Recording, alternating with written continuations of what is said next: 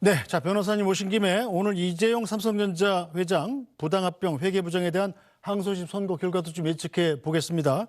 자, 이 이재용 삼성전자 회장 상당히 좀 일반인들이 보기에는 복잡한 사건이었는데 예. 사건 개요부터 간단히 좀 정리를 해주시죠. 예, 우선 이 사건은 2015년도 그 제일모직과 삼성물산 합병 과정에서 삼성 측에서 최소 비용으로 네. 경영권을 안정적으로 승계하고 지배력을 강화할 목적으로 당시 사내에 있던 삼성의 미래전략실을 이용해서 추진한 각종 부정거래와 시세조정, 그다음에 회계부정 등에 관한 혐의로 2020년 9월에 기소가 됐습니다. 네.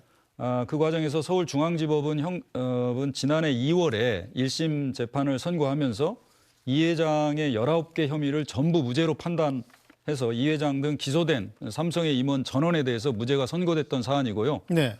이에 대해서 검찰이 항소를 해서 이제 항소심이 진행됐고 이제 오늘 선고가 예정이 되어 있습니다. 자, 오늘 항소심 재판에서 그럼 어떤 게 가장 큰 관건이 되겠습니까?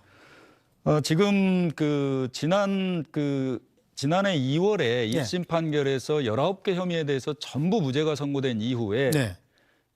증권선물위원회에서 삼성바이오로직스에 대해서 행정적인 제재 처분을 한 사실이 있습니다. 이에 대해서 삼성바이오에서 행정소송을 제기했는데 네. 당해 행정재판부에서 이제 제재를 취소해야 된다라고 판단을 하면서도 네.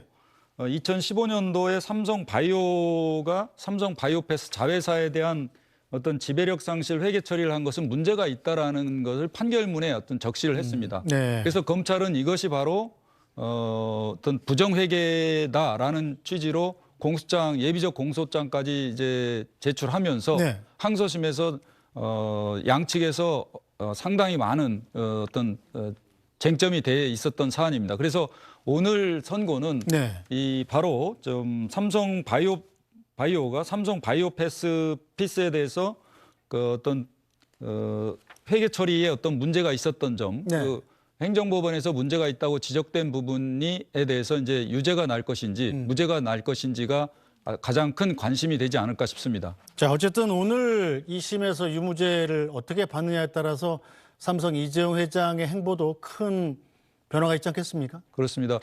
만약에 항소심에서 1심과 같이 무죄가 선고된다면 이제 이재용 회장 입장에서도 또 삼성의 입장에서도 이제 그동안 이제 오래 끌어왔던 사법의 어떤 리스크를 완전히 이제 해소하고 경영에 이제 몰두할 수 있는 계기가 되지 않을까 싶고요. 만약에 일부라도 어떤 유죄가 선고된다면 계속적으로 좀 사법적인 리스크에 대한 부담을 안고 삼성에 대한 경영을 해야 되는 그런 문제가 있지 않나 싶습니다. 네, 지금 뭐 판결문을 읽고 있는 모양입니다. 속보가 뜨고 있는데요. 자, 고등법원이 삼성물산과 제일모직 합병 보고서를 조작했다는 판단이 어렵다. 이렇게 판결문에 나왔답니다. 지금까지 맥락상으로만 보면 약간 2심에서도 무죄가 나올 가능성이 좀 높아 보이는군요. 그렇습니다. 네. 제가 보기에 그렇습니다. 네, 물론 끝까지 들어봐야 되겠습니다만 오늘 말씀 여기까지 듣겠습니다. 노희변 변호사님 말씀 잘 들었습니다.